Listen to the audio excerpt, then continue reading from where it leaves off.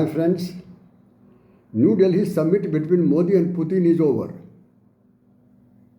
They have together signed almost 16 game-changing agreements. Now, who took away what? Who got more or who got less?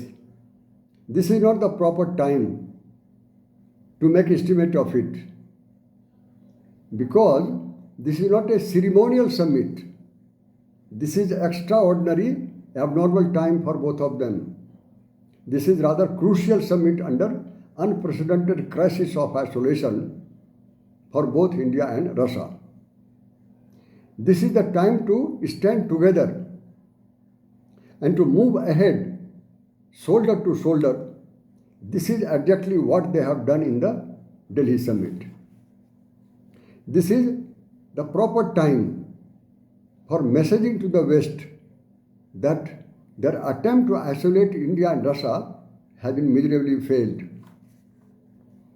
The message is very clear and solid for West. What is the message?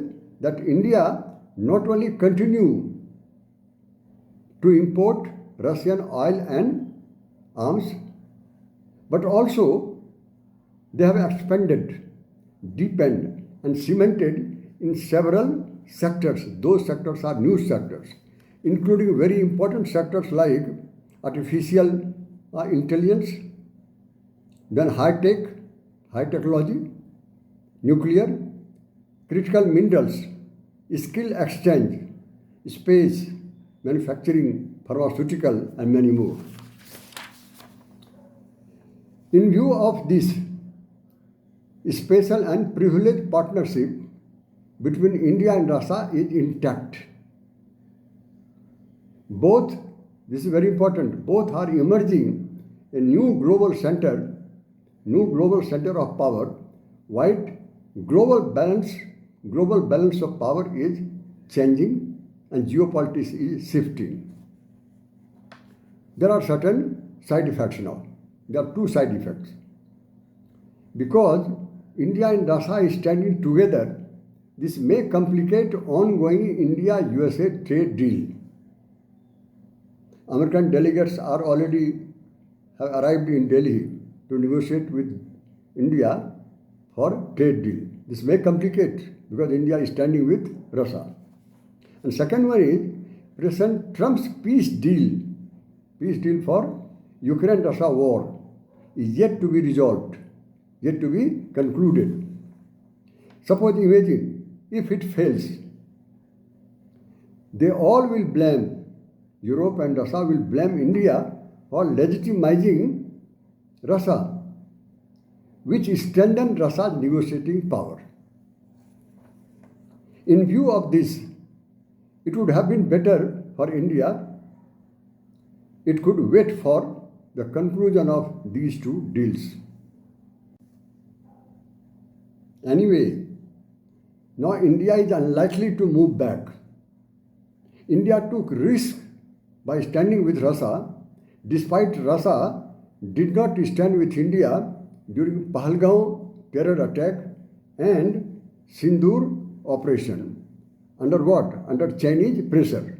Because of Chinese pressure, Russia did not stand with India those days, and India was completely isolated from the world. If India now does not stand with Russia, suppose, then Putin may prefer to stick with China and Russia more.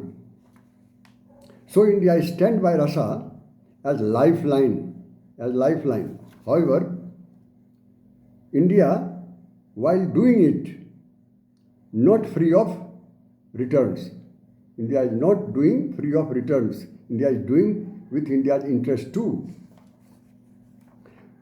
Modi took Putin's assurance for defense reliability and stability of energy in terms of volume and price. Putin will also stand as neutral while India dealing with China and Russia. Still, India deals with USA without ditching Russia. So has India protected its strategic autonomy.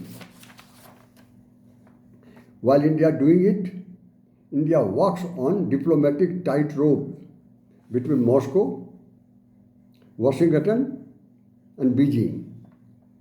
India, no doubt, is buying cheap Russian oil, but on costly geopolitical problems, a very huge risk.